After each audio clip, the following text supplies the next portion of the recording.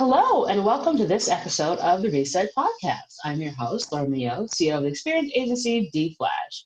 Each week, I bring on a different business leader who's doing some game-changing work. And this week's episode is no different. I'm so excited to have Leeann Leahy, who is the CEO of the VIA agency. And we're going to talk about how she got there, how she's had an incredible career, and the things they're doing now. Now that we're in this time of the coronavirus where everyone's in lockdown, it's really important to talk to business leaders and hear how they're adapting and hear how they're taking care of themselves. So it's going to be a great conversation. Take a listen. Hey, Leanne.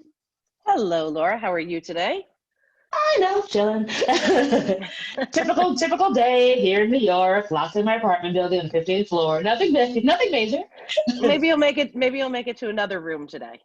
Yes, I will walk off. Today's like the first day I'm wearing my Apple Watch because I was on a panel this morning, so I had to look at the time because I have my whole routine about whenever I speak on a panel to wear the same thing and have the same jewelry on, and it was weird. Nice. So I'm like, I don't think there are any steps. I love any steps in 3 weeks. Yeah. So, if I did, it would be embarrassing. Are you dead? Yeah. If you only moved 2 steps. The Apple Watch is sort of guilting me these days. Don't forget to close your rings. I'm like, yeah, that's not going to happen.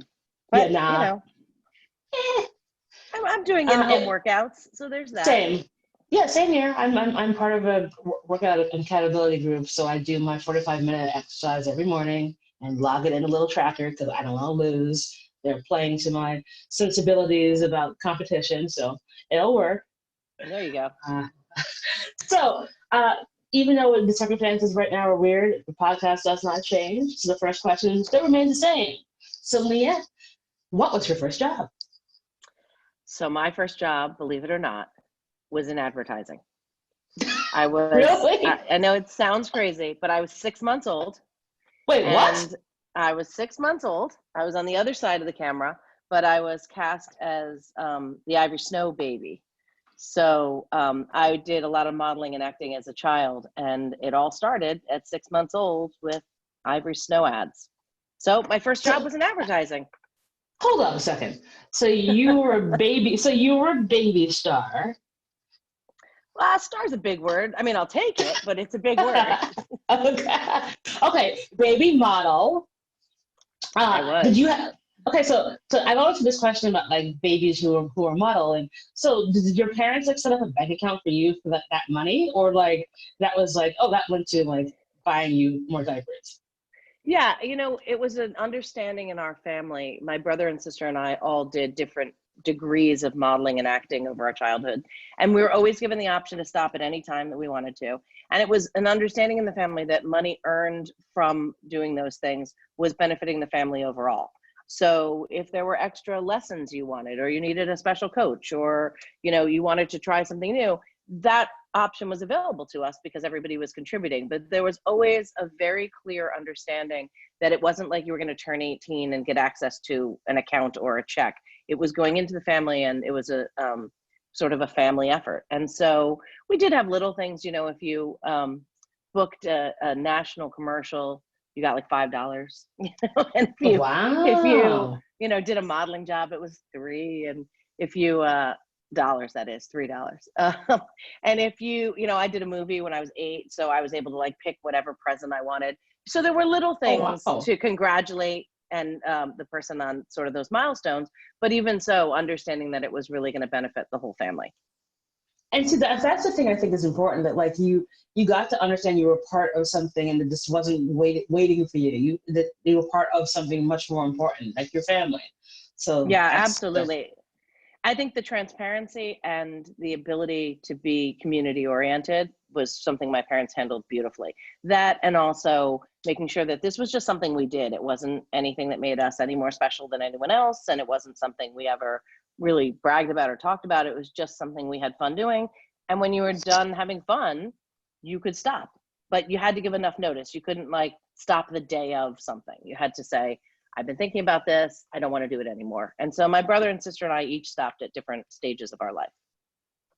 Ah, so okay, so you started at 6 months old. I did. How okay, you now have the record for the youngest person ever's job on the show by a country mile.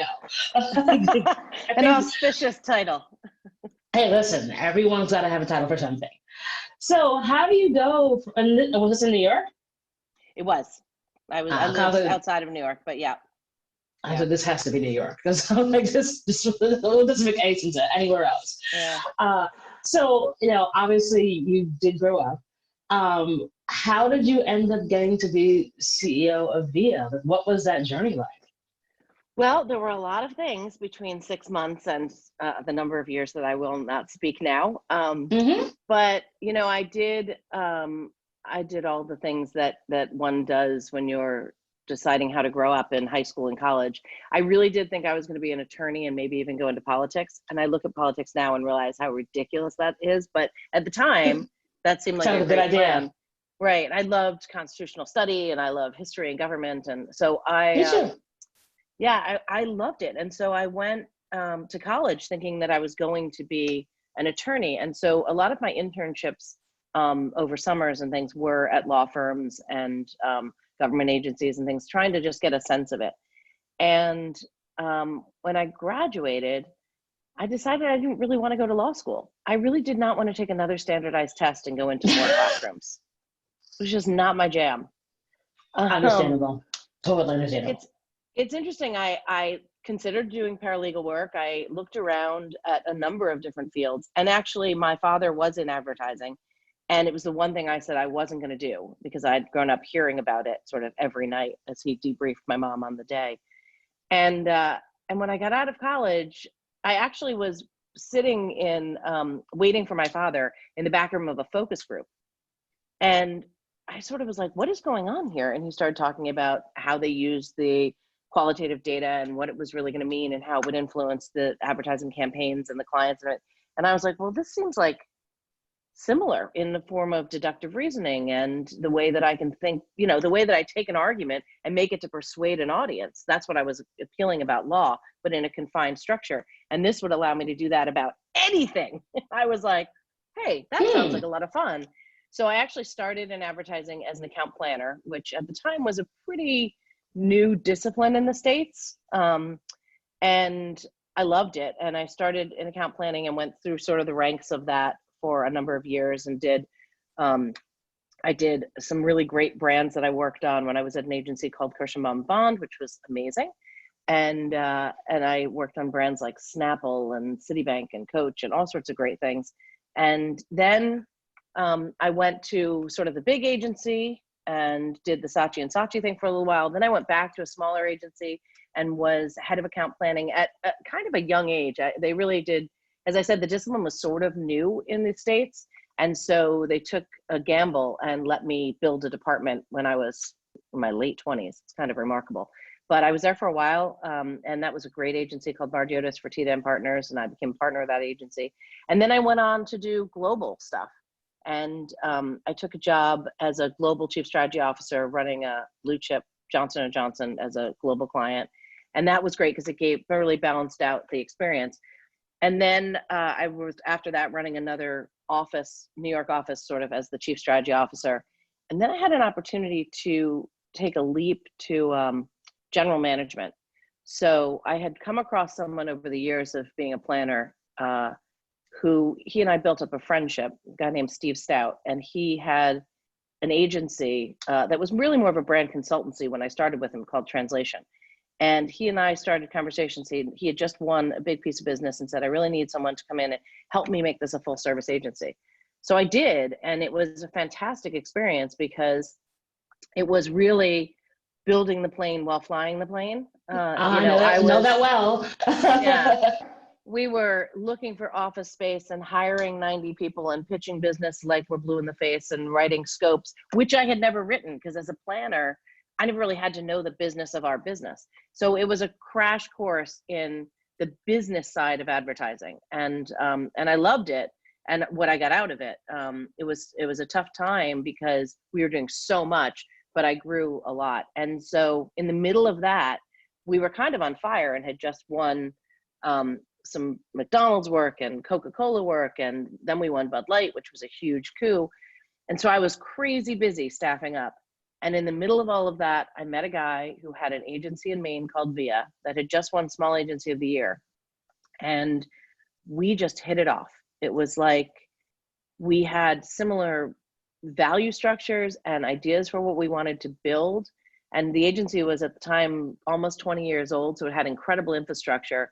But what I was able to bring was sort of the planning and the creative orientation that would get us to the next level. So 6 months into our friendship, I found myself moving to Maine after being a lifelong New Yorker. Wow. So, and that was 7 years ago, and it's been magical. Unbelievable. So what was that like? So you've gone from being a startup agency and it's on fire to going to an agency that had been in solid shape for about 20 years. Like, what was that sort of transition like for you? And going from New York to Maine, obviously huge. Yeah, I actually thought going from New York to Maine would be a bigger change, but it's been amazing because I say all the time, it's like I won the lottery because I get to do things at a professional level that are as challenging, if not more challenging than any other time of my career. Because frankly, if you want to be a national agency running out of Portland, Maine, you have to be that much better than everyone else to overcome the fact that you're in Portland, Maine. And Right. so the professional challenges have been amazing, but I get to live in Maine, which is also an incredible and beautiful place. So it's a really good balance. I thought I would miss New York more, but I really don't. And although with the exception of this current time period that we're in, which is bizarre to all of us, you know, under normal circumstances, I'm probably in New York twice a month for new business or meeting candidates or client work or press. So I'm very connected to New York still, but so I haven't missed it. And that's kind of crazy.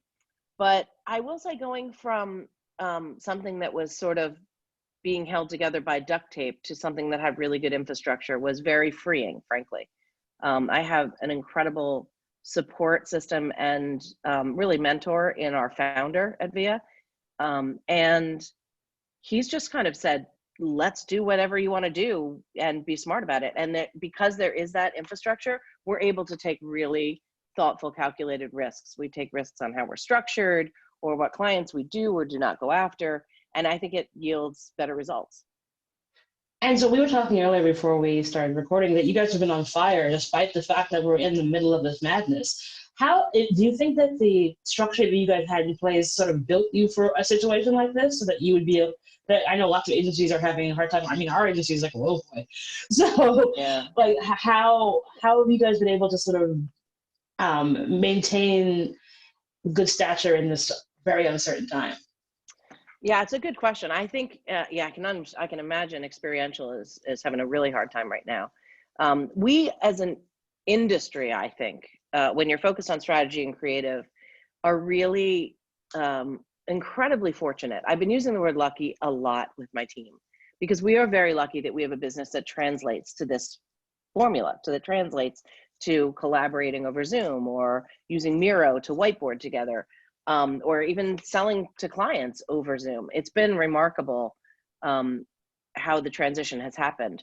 But to answer your question, I think, yes, we restructured about 4 years ago, and we restructured to be more agile, nimble, collaborative, and frankly, fun. And what we did was we got rid of all the hierarchy. We flattened all the disciplines. So there are really only two titles. You're either a lead or a practitioner in whatever discipline you're in. And we got rid of traditional account management. So we have 4 disciplines in the agency that are at the center of these pods that we built. So client strategy replaced account management because it's not really, we don't want to manage an account. We want to lead it and be thoughtful partners and strategic guides. So there's client strategy, there's account planning, there's project management, and then there's creative, and creative includes production and execution and all of that. And so those 4 leads, and every single piece of business is led by 4 people, 1 lead from each discipline, and they're all equal partners and they're all equally accountable. And so it lends itself to an environment of collaboration and mutual accountability, which I do think, to answer your question, translates really well into not all being in the same place, but knowing who your partners are and who needs information. So when we did this, it took a little while to get into the groove, but because we've been doing it for about 4 years, I think people are very good at over communicating. They understand the value of collaboration in terms of making their work better. And they know it's more fun to not try and go it alone, but to work with their partners. And so it's been working really nicely. Awesome. What made you guys prompt to sort of restructure 4 years ago? You know, we had a client at the time who was, how shall I put it nicely? Sucking the Don't. lifeblood out of the agency. Nice. I was like, give me the honest truth. Thank you. Yeah. You know, in We've all had those. I know, in 2012, VIA won Small Agency of the Year, which was a wonderful accomplishment. I joined just after that. And one of the first things that happen when you win Small Agency of the Year is a lot of clients call and you're in a lot of pitches. And so I joined right as all these pitches were hitting. And one of the things that we won right as I joined was a client that was a big retailer. I won't say the name, but a big retailer who had never really done any brand work. And we said to them in the pitch, do not hire us if what you're interested in is more FSIs and catalogs and just changing your design a little bit. That is not us. We will help you if you want to really unleash the potential of this brand and tap into the emotional connection consumers have with it. And they said, yes, that's what we want.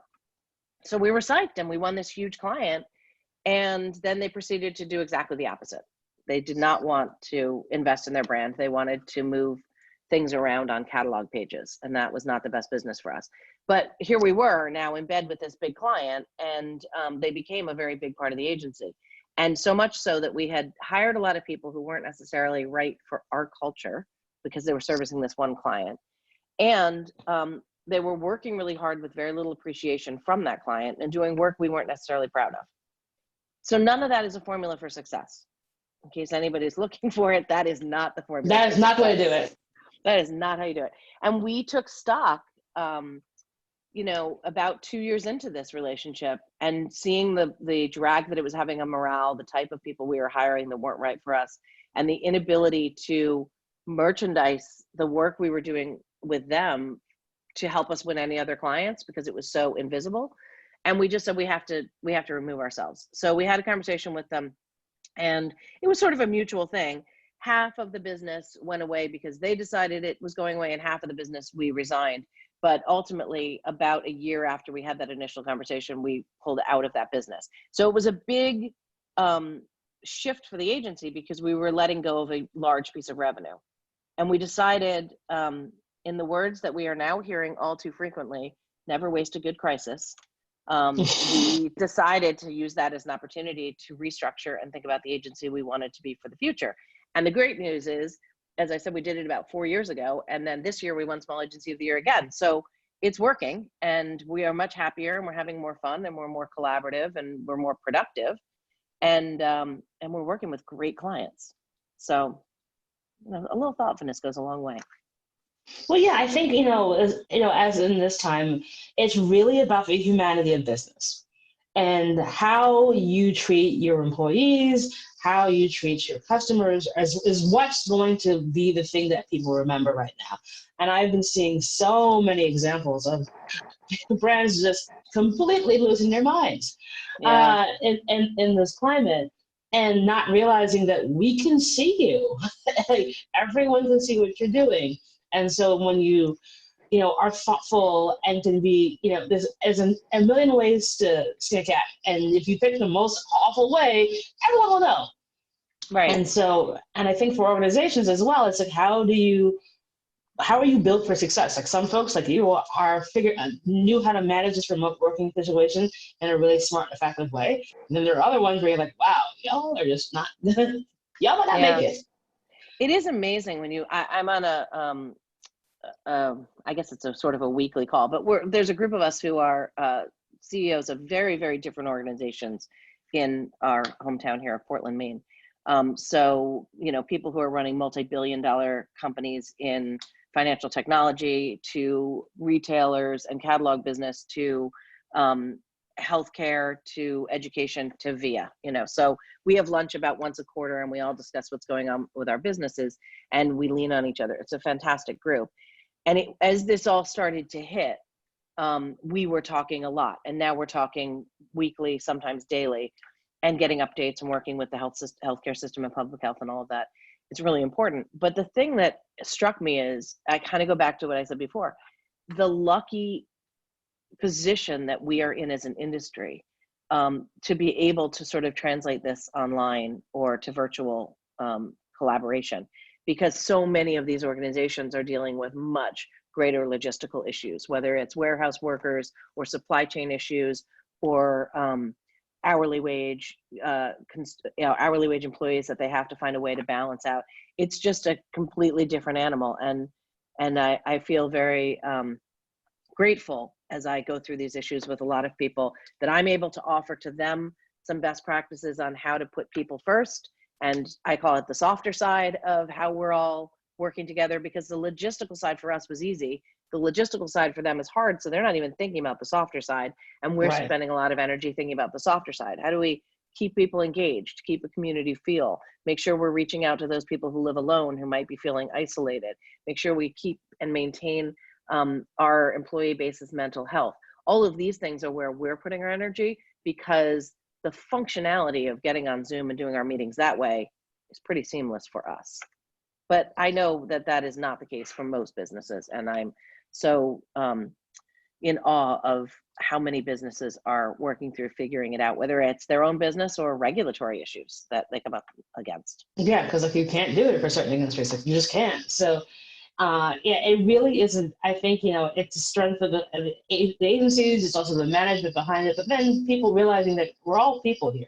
Like everyone has a separate thing. So for every person who's got to deal with their kids who are homeschooling, they're the people who are big extroverts who are now at home, and it's killing them. And how they can't talk and engage and touch people, and so thinking about all of those elements with regard to how you have to deal with all those different issues within your organization is so key, but also requires you to take a breath and take a step back and realize that like everyone is going through something, no matter what their circumstance is, and will be fundamentally changed when we all get out of this and it becomes the sort of after. Yeah, you're so right. I mean, it does require some thoughtfulness, and we are very big advocates of slowing down so that we can get results faster. But we're very big as an agency on saying, well, hold on, let's not just get this done. Let's take a minute, back up, think about it. And if it takes us one extra beat, that's okay, because we will ultimately get to a better solution faster. But slow it down to get there fast. 110%. So speaking of slowing it down, what's a challenge you've had in your career that you didn't think you'd get out of, but then you did? And what was that path like? It's a good question.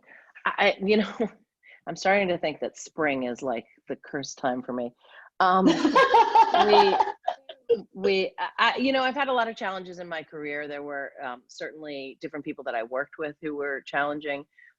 There was, as I sort of already mentioned, going from being an account planner in a bubble where all I have to do is think of ideas in their ideal sense. And then suddenly it's like, oh, wait, there are margins and people and budgets and rent and servers. And you have to deal with all of those things and taxes. Oh God, corporate taxes. So I think all of those were sort of small challenges, but they're also opportunities for growth, which is great. We did have a terrible tragedy in the agency last year, where our chief creative officer took his own life. And we're actually coming up on the 1-year anniversary of it. And it was devastating on so many levels, personally, because he was a dear, dear friend of mine, but professionally, because I had an agency of people who were rocked to the core. And there were certainly moments where I knew we'd come out of it, but I just didn't know what we'd look like, because it was so emotional. And guiding a group of people through that period, and finding strength and beauty in each other and in what our agency is and stands for was a huge challenge, but also a huge gift for me. And I think hopefully, you know, we hold on dear to all of the things we learned last year as we're in this year's situation. So there's so many challenges I could talk about, but I think that on a human level was the one that just changed how I look at a lot of things. Wow. Thank you for sharing. And I can't imagine what that must have been like for you as an agency leader to be able to manage the team and as well as your own self. So how are you with regard to I'm good. You know, there's no book for it, so you just have to keep going. And it just, we are really lucky as an agency. We have 10 principles that we live by, and you know, a lot of agencies have things that are written on a piece of paper or sit on a wall that are values or principles or mission statement or whatever. But ours are fundamentally baked into what we value, and they start and end with the idea that we are people, and we are asking a lot of our people, but we are also giving a lot to those people. And you know, it's the reason we're moving towards an employee-owned model. It's the reason that we have these pods that have so much autonomy. It's the reason our culture is so strong. And I think when you just step back from everything in a tragedy like that, and you look and say, how can I help these people? And what is it going to take for me to help myself so I'm strong enough to help these people? That supersedes any business. And I think that's what keeps us strong and makes us different. wow. No, it's so very true. You unreal. Thank you for sharing that. Yeah. Because like I said, I can't imagine what that was like to go through because we all become a family when we're an agency, and so that Yeah. is so very difficult. Yeah. And I think, you know, now more than ever, when we look at, you know, we look at ourselves versus other agencies, and I just think that I look at every day that I get to work with VIA as a gift. It really is. And that doesn't mean that we are not demanding. We are super demanding of our people. But we will give a tremendous amount of leniency, flexibility, investment in people and humans, and we expect a lot in exchange. And when that sort of agreement is working optimally, it works really well for everybody. Awesome. So, seeing that started working at age 6, which means you've been working a long, long time, what would you tell 25-year-old Leeann? It's a really good question. I think what I would tell 25-year-old Leeann is settle down and stop being so annoying. And that's not because I think it's not because I think I was annoying. Like, when at the time, I probably thought I was awesome. And I was in many ways. Like, I was doing amazing things in my career, and I was getting huge opportunities and working on really high profile brands, and we were winning all sorts of awards. So of course I was thought I was hot shit. But Of course. I think, am I allowed to swear on your podcast? Sorry. Of course you are. Girl, please. But I think that I was not slowing down and listening enough. And I think that is, now that I have perspective and I can see young people, especially ones who are really ambitious and really good, I can see how they tip over the line. And I see myself in a lot of them. Mm-hmm. When they're irritating me specifically, I'm like, oh, that must have been me. Right. And I now am able to say to them, I need you to calm down. I need you to know that we've got your back, and that we are trying to grow your career, but you've got to focus on what you're doing now and not where you're going. You've got to slow down, you've got to listen better, and you've got to work with partners. And all of those things are sort of obvious, but I think when you're in it and you're on fire, you tend to forget them. And if I could have known that at 25, it probably fits into the slow down to speed up thing, right? That I don't know that it would have changed the trajectory of my career, but it might have changed how pleasant I was along the way. Which is not to say I don't have a lot of friends from my industry. I do, but. No, I totally get it. I think, if I think of that for myself, it's the same thing. Because like when you're like a little young buck and you're like killing it, you're like, no one can tell me nothing. And because that's how awesome I am.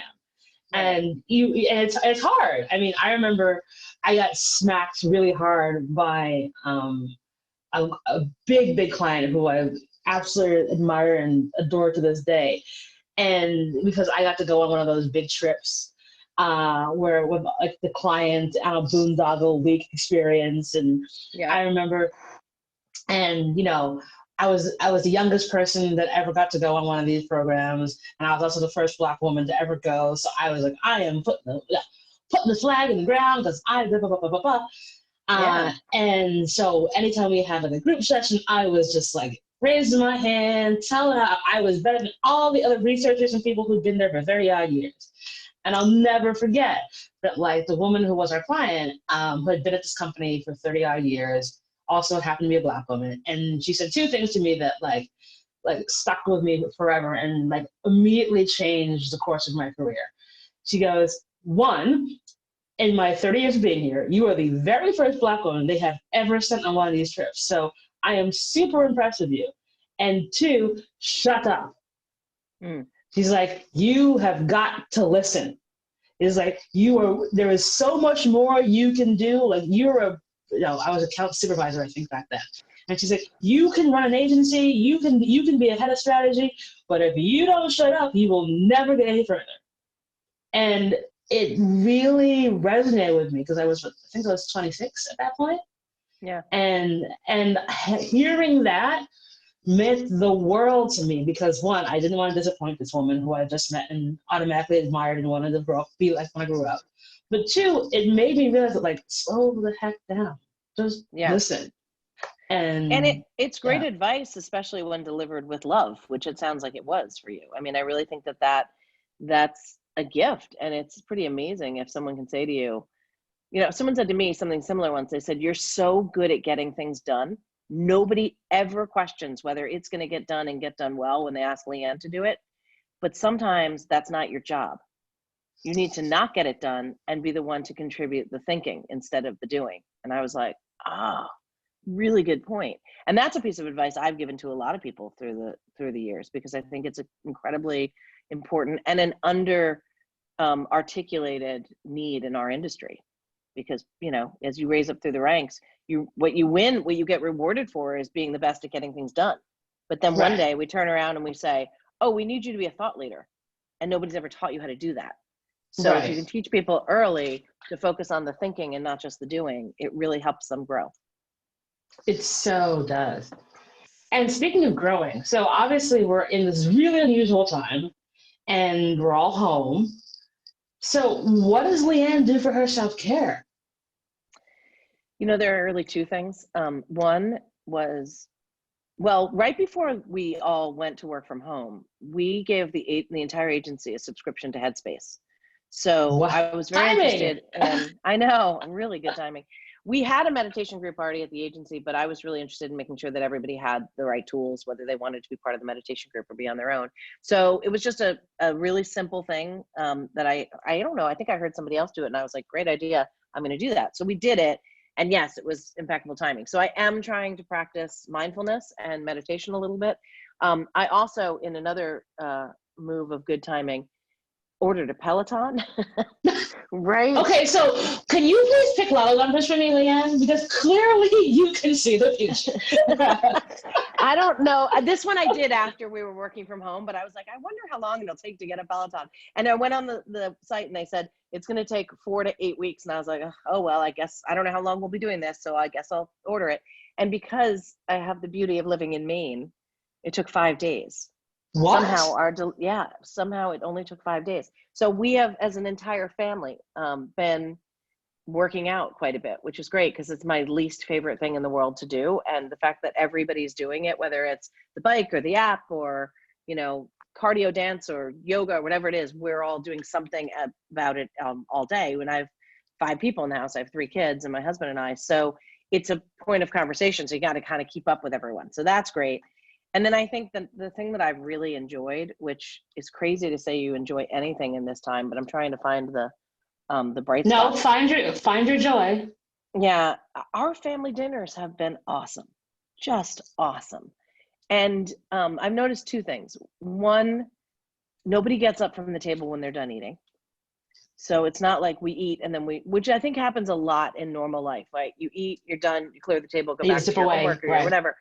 And everyone seems to have nowhere to go. So we're all sitting and we're talking and we're laughing a lot. And my husband is telling a lot of stories about the kids when they were young, and they're remembering things and just kind of laughing. And they've been really great. And yeah, my son had to come home from college and he's doing remote learning and he's not thrilled about it. And my high school junior just had the rest of her year canceled. So there's no prom and her friends are graduating and stuff. And then my 8th grader will never go back to middle school because they just closed that down. So next time he'll walk in a school building, he'll be in high school. All of that is hard to swallow. But when you think about the fact that we are at least together and we're having some really special moments that we wouldn't otherwise have, it's not so bad.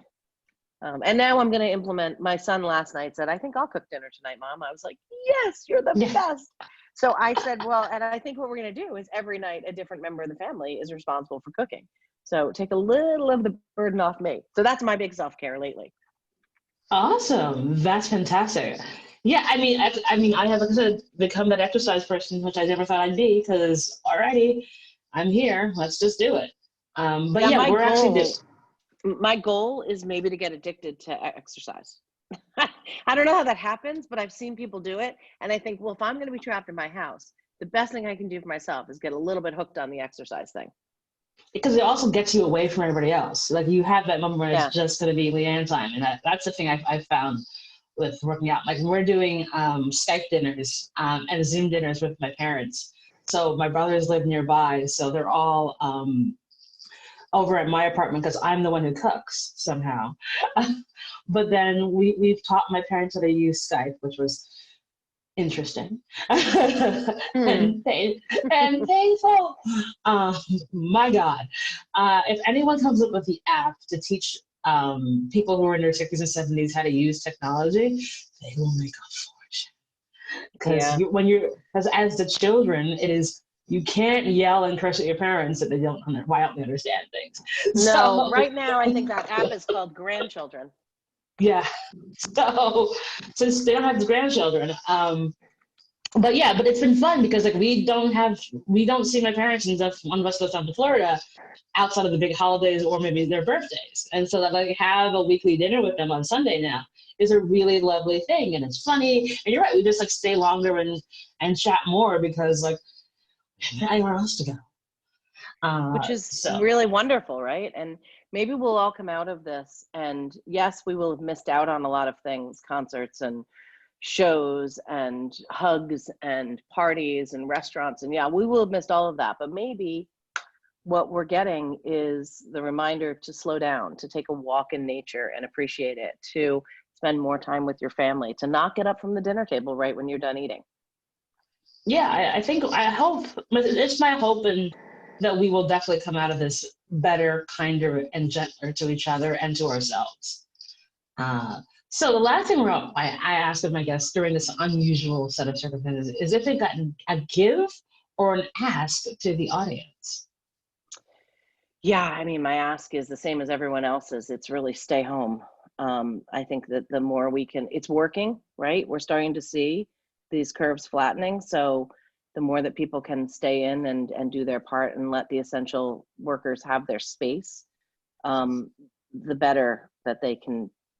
I think that it will help all of us. And so that's kind of the big one. And I still sometimes see kids in groups outside, and I just really want to say to parents, please keep your kids home. They can go without socializing with their friends for a little while. They have Zoom too, like let's settle it down. So that's my big ask, which I think is everybody's ask right now. And the other part of that is I would ask if you are able to connect with your local health community and see if they're doing any blood drives, because I know blood is an issue right now. Sophia is involved in a blood drive up here because that's important to have on hand. And a give, I don't know if I have a good enough give for everybody, but I think that what I'd like to do is ask everybody to just engage in a little quiet, because I think that if I can find, it's really not me giving it, it's you guys, everybody give themselves the opportunity to find a little peace and quiet in all of this, and not in a scary way, but in a very beautiful way, and to see the tranquility and the peace in that, is really extraordinary. And it's not for an extrovert like me who talks a lot. It is definitely not my skill set. So my gift, I guess, is to say that if I can do it, anyone can do it. I'm right there with you. I totally understand. Mm. Thank you so much, Leanne. It's been such a delight talking to you. Oh, thank you. It's always wonderful to hear the stories of how you get along and the way that you can be successful and still maintain awesome humanity. So thank you so very much. Well, thank you, Laura, for having me. It's been an absolute pleasure. Awesome. And that is our show.